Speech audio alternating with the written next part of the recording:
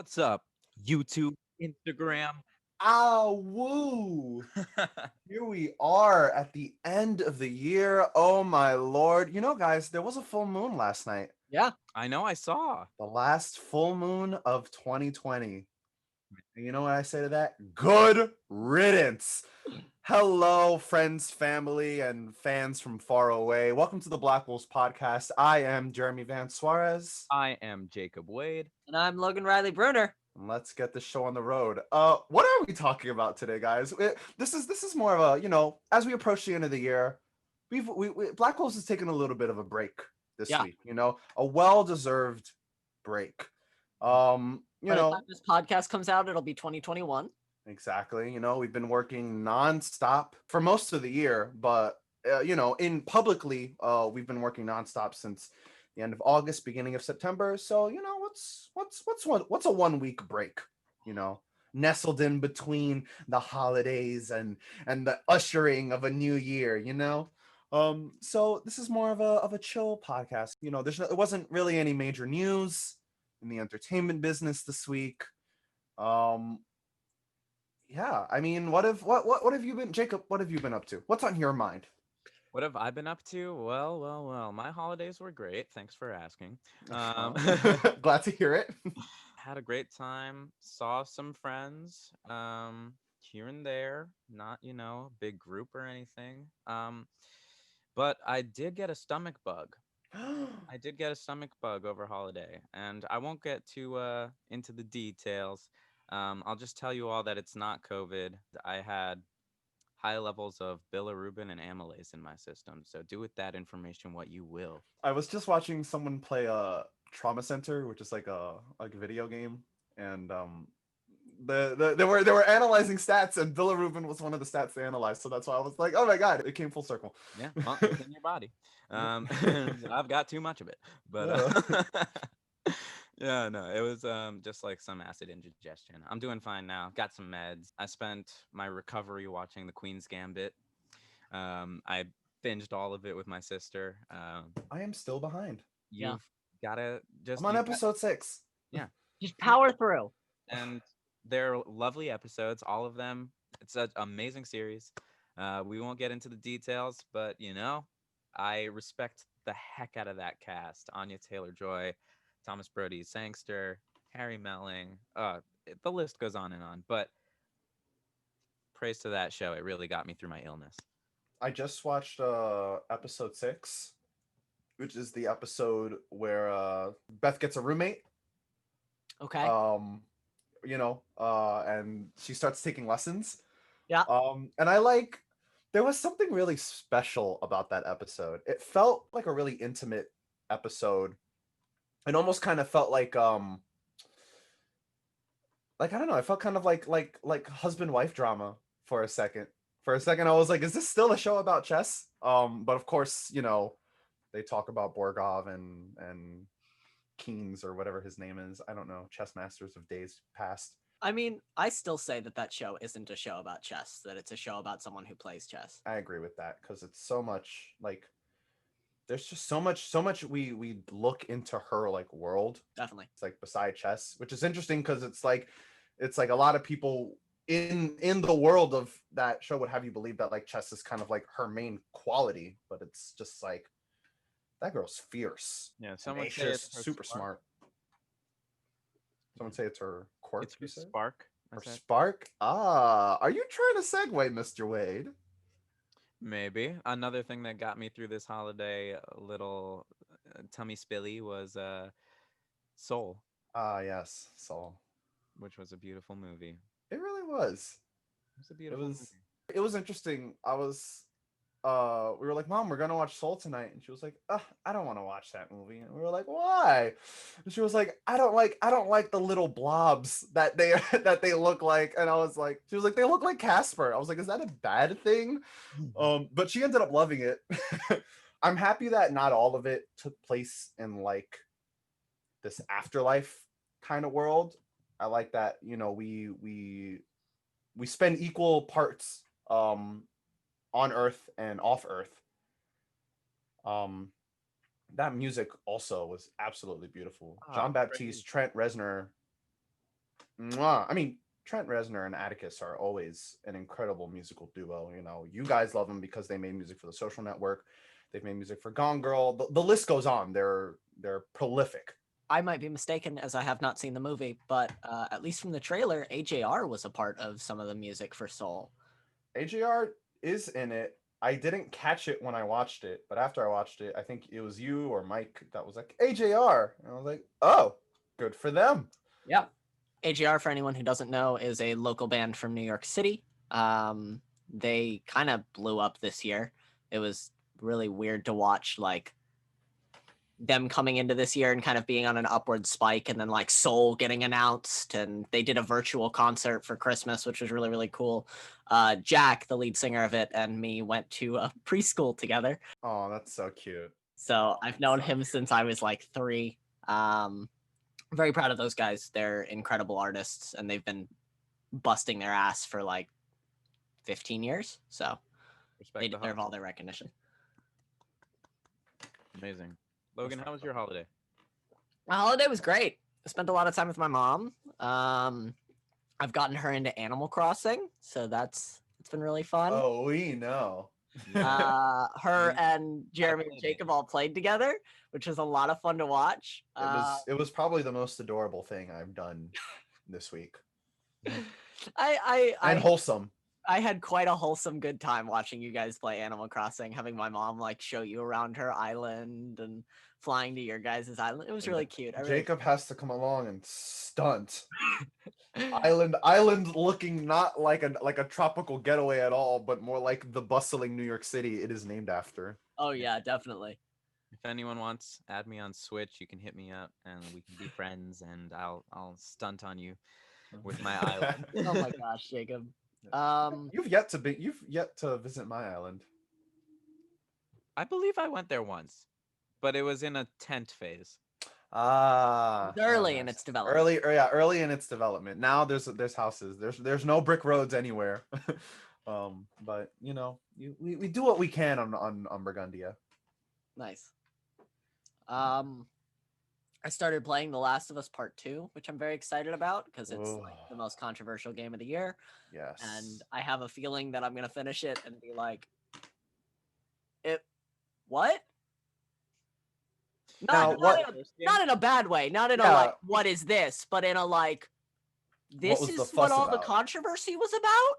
Because I feel like I've heard so much like it's garbage or it's the best game of the year that like it's not gonna live up to either, which has always been really my fear with things that get that much hype. Which is why when I ended up playing Death Stranding and it hadn't really gotten that kind of hype, it had gotten like, it's terrible or like, you'll really enjoy it, but not like it's the game of the year. And I ended up enjoying it a lot more than I thought I would. But I feel games that, or movies or TV shows that get that kind of reputation of either it's garbage or it's the best thing you're ever going to do, never meet any expectation for me. I'm really interested to hear your thoughts on The Last of Us. Very excited Yeah, to like I would love to have just a podcast of, although Jacob hasn't played it, so it would be a spoiler cast. But I'm really interested to hear your thoughts on the complex dynamics that are Last of Us Part 2, because I have to say it was like, as much as I've been enjoying Cyberpunk 2077 storyline, I keep wanting to be like, Cyberpunk is the best story I've played this year, but then I think of Ghost of Tsushima and The Last of Us Part 2 and Final Fantasy VII Remake and The Last of Us Part 2, and just how much that emotionally affected me. So I'm excited to see your thought process as you go along on this crazy ride. I mean, spoiler cast is definitely something that we can do going into 2021 if people are interested. I know we've talked about doing it for Queen's Gambit and for a couple other things. So if people want to see a spoiler cast of us do more in-depth talks on things, let us know. Jacob, you've had your hand up for a minute. Yeah, I was just gonna ask Logan, have you played the first Last of Us game for PS3? I did. I played it years ago, but I played it on PS4. Remastered. The remaster, yeah. And I loved it. The ending, I think, is very complex and made me feel a lot of things. And as much as like it's been out for a long time, I almost don't want to spoil it because Last of Us Part 2 like picks up basically like 3 days after, And so it's like, oh wow, we're here. Okay. I didn't finish the first game. You should. I yeah, I probably will not, but we'll see. Just And change the difficulty to easy and just get through the story. Beat it. It's so Okay. worth it. all right, I'll try. And then another question I had was actually not a question, it's a comment. Okay. I have not heard from anyone that I personally know that they didn't like The Last of Us Part 2. Nice. That's the other thing. So, I think that you will like The Last of Us Part 2. I have a feeling I will too. A lot of the controversy I've heard is like Twitter controversy. So I'm not particularly worried. It's just the amount of controversy that came out and like the way people reacted to everything that I was like, It's what did because this game do? it's because, and I feel like it's kind of a similar situation of Cyberpunk where it's like I don't really think people are mad at the games. I think people are mad at the developers for bad business practices, crunch being primary. And people tend to conflate and I think in some ways it's justified. People tend to conflate like developer drama with game drama. And as much as I'd like to see those two things separate, that's the same conversation of like, can you separate the artist from the art, which is like not necessarily like you can, but you always should have that context in your mind. And I agree with you, Jacob. Like most everyone that I've like talked to, like literally talked to, has been like Last of Us Part 2 is a great game. I've seen like one, maybe two people that I know like comment about it on Twitter being like they don't like it. Um but I it's I mean, I loved it, and to be honest, I wasn't really the biggest fan of the first game. I thought it was a good game, but like it wasn't for me. It wasn't like best game of all time. But I think Last of Us Part 2 makes leaps and bounds in terms of like what Naughty Dog is trying to do with storytelling in video games. I mean, so far, just in terms of like gameplay, I'm noticing the differences. It's sharper, it's faster, Oh, it's yes. the details in every area are more intricate. It's the Um, it's the it's the best looking game of the year. Like right next to Ghost of Tsushima. I can see that. Like it's the most for me, it's the most like realistic looking game. Like I always Oh yeah. like best graphics for me this year is weird because I think Ghost of Tsushima is absolutely beautiful, but there's a bit of like like surrealism to the way everything kind of moves in the world, and that works for the Kind of in game. that like Sekiro Shadows Die Twice kind of style. Exactly. But Yeah. Last of Us Part 2 is like Oh, realism. Like we want this to be real. Everyone has a name, blood spouts everywhere. Like you can see the sleep lines on Ellie. Like yeah, I'm excited. I'm excited for you, man. I hope you know, I want to keep watching you if you want to stream it. Like I will be there watching, hearing your emotional reactions to parts of the story. Yeah. I'm worried that I got spoiled on a couple moments, but like that happens in kind of the age of Twitter. Is that for whatever reason people think that like, oh, I beat the game, so clearly everyone else has, and I'm just gonna tweet out this spoiler. You know, Twitter's Yeah. a scary place. I every day I'm scrolling on Twitter and I see something that I'm like, oh, I hope Logan doesn't see that tweet, or like, oh, I hope Jeremy doesn't see that tweet because it's a spoiler of something that you have to build up to. Like, there's images, there's headlines, like it's just. Which I think is why I'm such a like I really like being on that like day one wave. I remember in the middle of 2019, I was like, I'm gonna stop paying $60 for video games because this is an expensive habit to have. But I'm only gonna spend the $60 on games that I really want, like Final Fantasy VII or Last of Us Part 2 or Ghost of Tsushima, or oh look, they all came out within 3 months of each other. Great. But yeah, just being able to like be part of that day one hype and not have to worry about the spoilers is always such a nice feeling. I know not everyone can afford such an expensive habit. And honestly, neither should I. I don't know how I do it. There's also just so much that comes out. Like, yeah, there's a limited amount of AAAs, sure, but I'm such a fan of indie games and like just these kind of smaller scale stories that I'll get hooked in them Or I'll end up playing something multiplayer with friends for like 3 months and be like, oh, 5 story games came out that I completely missed. And now I've got to catch up on all of them. Like, I'm still playing Death Stranding. Yeah, buddy. Well, you've beaten the story in Death Stranding at least. You still have you're going for that platinum, which I'm making some deliveries. Yeah, I think I want to pick that back up. It seems like I mean, I beat the story and I just feel like it would be there's such like just a calming experience. there's just But something also about it. like it's yeah, from the music to the mountains like There's something super satisfying in Death Stranding about like setting up a zip line from one end of the map to the other and just like knowing you can go anywhere. It's kind of it's I feel like it's like definitely not of the same caliber, but I feel like it must be similar to how like people feel when they play Minecraft, which is like Yeah, a little bit. they build this thing that it's like theirs and like they get to like share it with people, like whether it be friends or like strangers. Like that's the feeling I get from Death Stranding, and it's such an interesting game because the whole concept of the game is that you're alone in this world, that you have no connection to anyone else, which is very on brand for this year. But yeah, but still same as being on brand, you know, they still find ways to connect Yep. even if it's not through physical touch. Sometimes you just got to bring somebody a pizza, man. Yeah, sometimes you just got to bring someone a pizza. I don't think Jacob has delivered all his pizzas. no, no, surely not. I think I've delivered like one pizza and it Uh, was part of a story mission. oh, Peter. Oh, Peter Englert. Anyway, Yeah. Jeremy, how was your holiday? Did you talk about it yet? No, I did not. Thanks for asking, Jacob. Okay. My holiday was probably the chillest holiday I've had so far. Usually, you know, me and my mom's side of the family, we like to get together, you know, Christmas Day, stay up until midnight, open the gifts, drink some drink, play some loud Spanish music, go to bed at 4 in the morning, wake up at like, you know, 11, 12, have a good big breakfast, and then, you know, go home before it gets dark. This year it was just me and my parents and my aunt who came to visit with her dog. So that was really nice. oh, And like I said, real chill Christmas. You know, we spent the next day watching both Soul and Wonder Woman 84.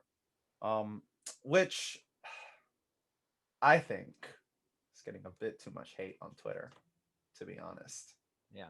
I Okay. liked it. And maybe it's just because I haven't seen a new superhero movie in over a year that I've kind of like forgotten what that feels like. Um I liked it. I didn't think it was like the greatest movie ever. It definitely has some like problems. There were definitely points where I was watching it and being like, that why is this happening? But overall, I thought Wonder Woman 84 was a very enjoyable movie. I loved Kristen Wiig as Cheetah. I love Pedro Pascal as whoever he played. He was so over the top, and I absolutely loved him, especially after watching him in Mandalorian, where he like has a mask on for all of it and doesn't show emotion. Um, like just seeing him in Wonder Woman, just being like this really over the top obsessive dude. Um, it was a nice change of pace, and it really made me appreciate Pedro Pascal a little bit more. How did it compare to the first? I liked it better than the first. I'm not really a big fan of like World War settings. So for Wonder Woman 84 to time jump 40 years later, was refreshing, you know? And it's always so interesting, um, because, you know, in this movie, it's like, welcome to the future. And it's like, it's the 80s and we live in 2020, you know? But it's like, still, it's like, if you put yourself in that mindset, being like, look at this 19-inch TV. Don't you want one? And you're like, wow, that must have been so crazy back then to have a 19-inch like television in your room. Like you were like upper echelon. So it's always interesting to see how times change like that. I've always been really interested in technology.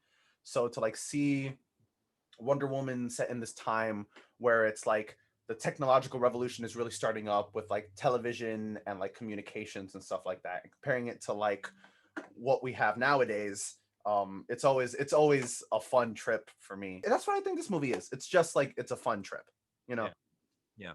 Yeah. It's like I was watching Downton Abbey with my sister recently. I watched the whole series and then I watched the movie, capped it all. But I was watching it and like the technological advancements that they have in the 1920s is like so crazy compared to what we have. Like you see in Downton like the introduction of like the telephone in the home, and then you see like the introduction of the radio in the home, and like electricity as opposed to light candles all over the place. Like throughout Downton, it like goes through the changes. I think Downton spans from like 1920 to 1930. But yeah, crazy show. I suggest you both watch it. It's a commitment, but it's so good. Yeah, it seems like a commitment. It's like 10 plus seasons, right? No, it's six. Oh, 6 seasons. sorry. Yeah, those British folk, they don't do more than 6. They keep it short and sweet. What about Doctor Who? That's the exception that makes the rule. Okay. Yeah, going back to Soul for a bit. Um, yeah, just like the portrayal, I think that was probably one of my favorite like portrayals of like afterlifeness I've seen in a while, especially when our main character like falls off like the little like stairway. Mhm. I listened to the soundtrack the other day and it was really nice as well. And it's interesting seeing like this is kind of like a thematic trilogy for Peter Docter, who directed, wrote the film. You know, he made oh god, I'm forgetting the first one. I know he also made Inside Out and this movie. Yeah, this one felt like a sister movie to Inside Out. That's it's kind of a thematic trilogy of like Inside Out, uh, Coco, and Soul, and I think it's really interesting. I think it's a risky move to make a movie like this, targeted at children. You know, tackling such like something like death and afterlife and things like that. Although I do think Soul is, I think while Soul might be targeted for a younger audience, I definitely think the movie itself is something for older audiences to enjoy because it's a very abstract film. Logan, what's up? I just wanted to add a little point of reference. The director did not do Coco. The director did Up, which Ah, I think makes that thematic trilogy a little bit more centered yes, around the idea yes. of like, what does it mean to be a human and deal with grief and loss and pain? And I think it's really interesting to watch. Not that Coco doesn't deal with that, but I feel like Coco does it in a very different way. Right. I think that those 3 movies in particular are really focused on like what is the human experience. And I think to watch Pixar kind of do that has been really, really incredible to do over the years. Director also did Monsters Inc., which Yep. completely different, but Yeah. uh yeah. Do you think I for one thing about Soul, and this is not really a spoiler, Logan, or anyone watching, but that they never. Maybe it is a spoiler. So I'll keep I my feel mouth. like I know what you're gonna say. I'm just saying the portrayal of the afterlife in Inside or in Soul and in Coco are very different Yes, and for different reasons. And I, yeah, I can't go into much more detail but than I think that the portrayal of like just like Inside Out and Soul both have this kind of like bureaucratic version of like feelings and afterlife. And this is not a spoiler because they've like shown it in the trailer that it's like the count's off. Uh-oh. yeah. But It's it's an like internal it's battle movie. yeah. And both of them are like internal battle movies. Yeah. Although, fun fact, well, not really fun. I haven't seen Inside Out yet. I know it's a shame. Um, I've heard it's very emotional. Yeah, I won't chastise you for not seeing that one, but you should see it. It's like tough. I think next to The Good Dinosaur, that might be the only Pixar movie I haven't seen. Interesting. Mm. You should see you. I've seen all Pixar movies, and you should see The Good Dinosaur too. That one was like unexpectedly sweet and Yeah, they're so good at pulling the heartstrings. Oh yeah. Yeah. Jeez, when are they gonna stop making me feel things? Never. I want Pixar to release a bad movie. Well, It's time. Your reign, the bubble has to pop eventually. Nope, never gonna pop. We're No, just gonna I keep growing and growing. I, I hope it doesn't pop, actually. what was your favorite gift that you got this year? If you had to pick one, Cash. good one. That's a good one. Solid That is pick. a good one. Cash. I could do whatever I want with that. Yeah, Logan. Mine's kind of split. I got my first set of metal dice for D&D, and then one of my friends got me Appa slippers. Um, Yes. well, Avatar: So The Last cute. Airbender makes me very, very happy. That's adorable. What about you, Jacob? I think mine is the Luke lightsaber that Show that. You Rory need to made. show that off. Yeah, wait a minute. I'll be right back. You got a lightsaber and you didn't say anything? This thing is crazy. Shout out to Oh, was Shout that out to honorary Black okay. Wolf Rory Linden, my best friend, made this replica of Luke Skywalker's lightsaber with his metal lathe at home. This kid is so talented. It's so precise. the weight's perfect. Yeah, It what's the weight feel like? It feels so good. It's It like looks a like, yeah. I like hear a the thick candlestick. It's so nice to hold. It's made of aluminum nice. and Just like the Jedi's. so nice and just oh All you're missing is the 500 Kelvin degree blade that protrudes from it. yeah. That's next year. Yeah. We'll see.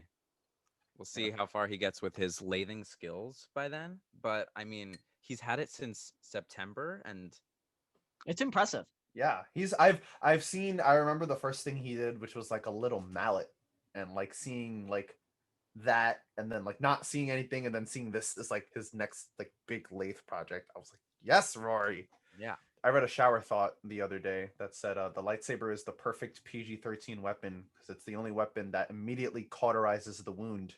Um, No blood. so that no blood comes out. it really is, isn't it? Yeah. It's Gosh. smart. Gosh, I love Star Wars. Me too. Hey Logan, how's Mandalorian going for you? Oh, it's great. Yeah, what are you up to? Halfway through season 2, really love it. Enjoying it with my mom. Excited to see where the rest of the season goes. Definitely looking forward to talking about it. Possible spoiler cast. If anything to do a spoiler cast about Mando. Mando, yes. Very, very thrilled about that. I'd rewatch a lot of episodes just for the spoiler cast. Bryce Dallas Howard really impressing me with how good of a director she is. Yeah, It runs in the family. that episode with I can't remember the exact name of it, and I don't want to say a specific name. But the episode that Bryce directed in this season was absolutely wonderful, and I think like top 3 episodes for me this season. 100%. Yeah. Yeah. Well, guys, I mean, like what now? What do we do now? 2020 is coming to an end. It's been the most action-packed, controversial, like frightened I've ever been in my life. And I'm sure in all our lives. Like, what the hell now? We're T minus less than 12 hours away from the Matrix resetting itself. What now? Well, in terms of Blackwolves, we've got a couple more interviews coming at the start of the year, possibly some new collective members, which is very exciting for us. We always like being able to add people to projects and to just our company as a whole. Acoustic covers is probably coming back. It's looking like as we it's really funny. I feel like at the end of this year, I'm kind of like a network exec, like I'm picking up the shows that are like coming back in the fall. Yeah. So not the fall, but like our spring. So acoustic covers, interviews coming back. We're working on a new podcast series that is going to be announced soon-ish. which is very exciting. Spoiler cast might be starting up if people have enough interest in that. The podcast continues forward. Let us know if there's any collective members you guys would like to see on the podcast.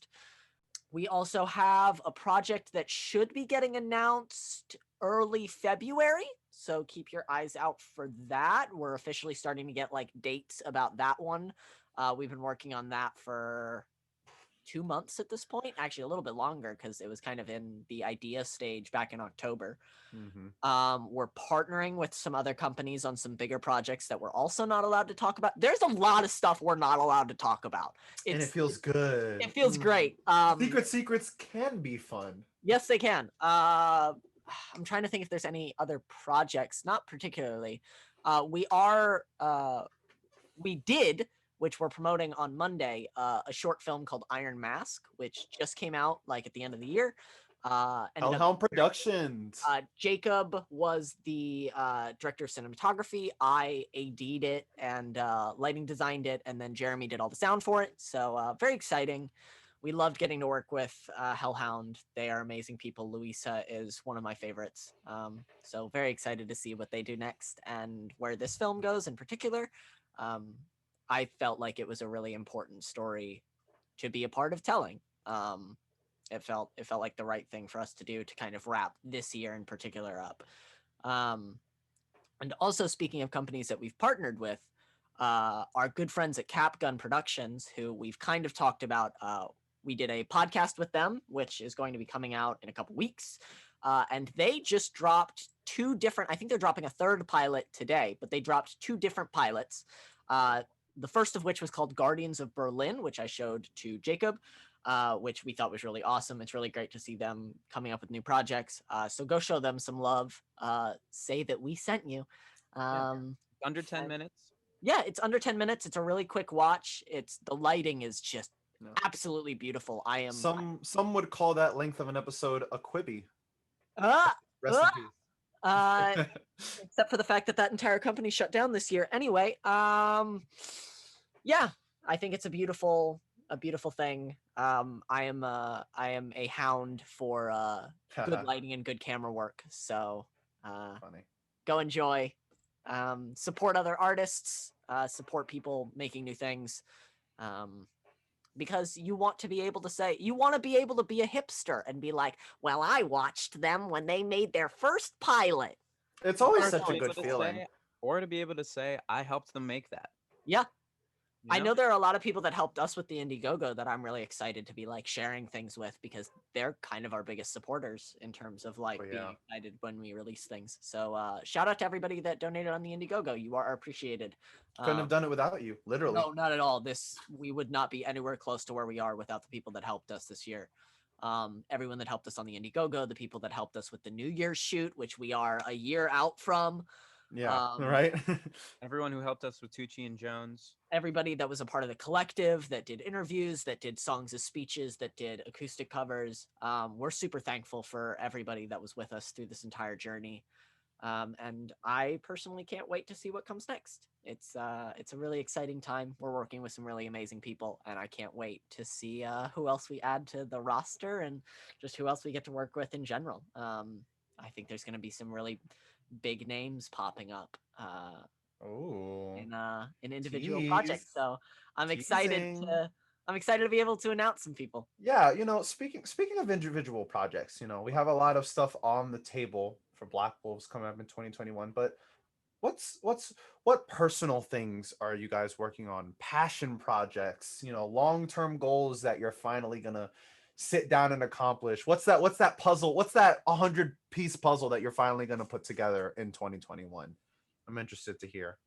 For me, it's getting to act in a feature. That is going to be a huge 100-piece puzzle that I look forward to tackling. And also, as more of like a resolution type thing, I have got to take some master classes. I've got to take advantage of this service that I've been so graciously gifted. We are not sponsored by Masterclass. No, I'm not sponsored by Masterclass. No, but we love them. Yeah.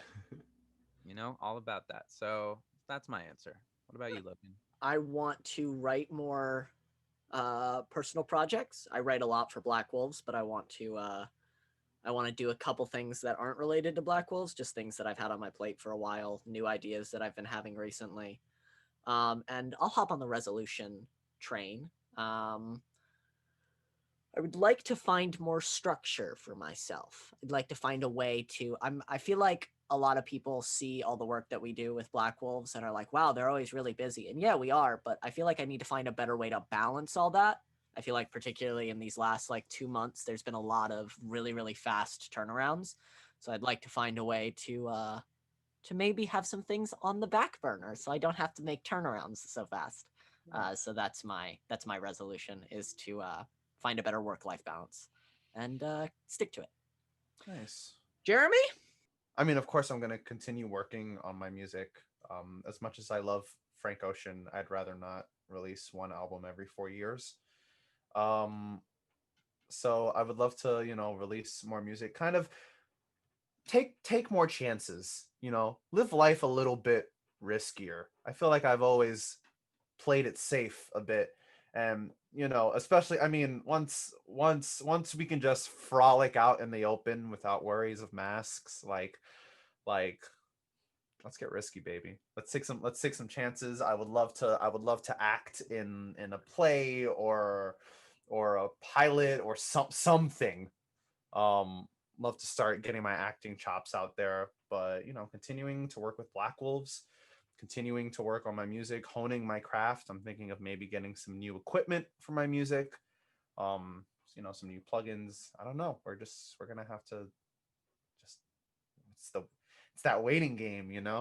What you just said, Jeremy, reminds me, collective member Susanna Scorsia, years ago when we first met, did what she called a year of yes, which was just say yes to everything. So I think that's a thing that I feel like all of us are going to end up striving for, is just 2021 being the year of yes. Just yes. We're just, unless it's unhealthy or dangerous, or like we're not gonna like climb up to a grill and like try and walk across a crazy Oh, tightrope. of Like course we're not. not gonna be insane. But year of yes, year of saying yes to more experiences, year of saying yes to going to see live theater when it's finally back open, year of seeing movies in theaters, year of playing games when they come out, year of saying yes to meeting new people. Year of yes.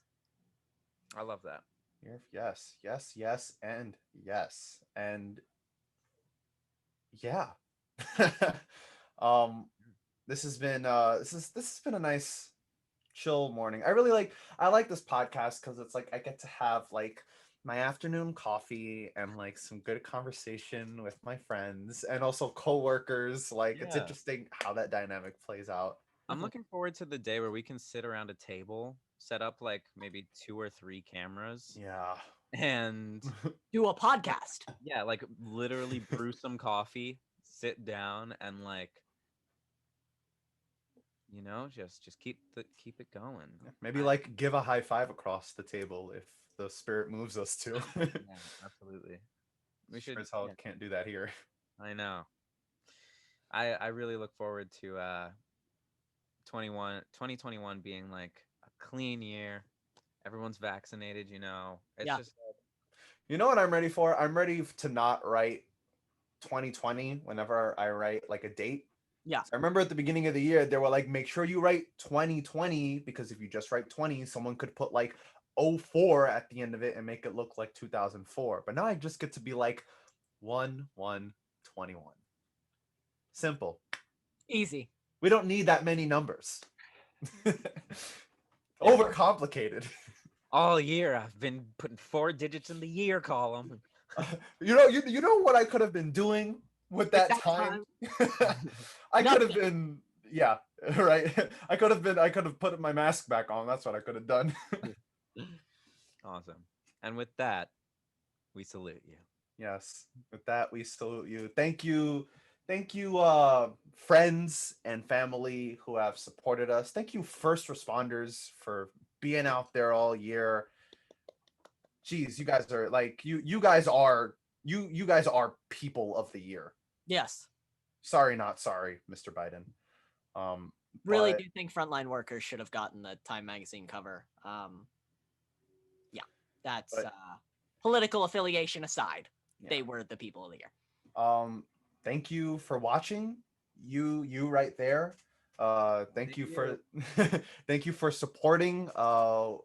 We hope we wish you nothing but good health and good vibes all year long, and we hope that you know come back and kick it with the pack for some more podcast episodes, acoustic covers, pilots, movies, whatever we may throw your way. They're coming. They're coming. Happy New Year's, everyone. By the time this comes out, it'll be 2021, but we're recording this on New Year's Eve, so we will see you in 2021. Nothing but good vibes. Blackwolves forever. Woo! I love you.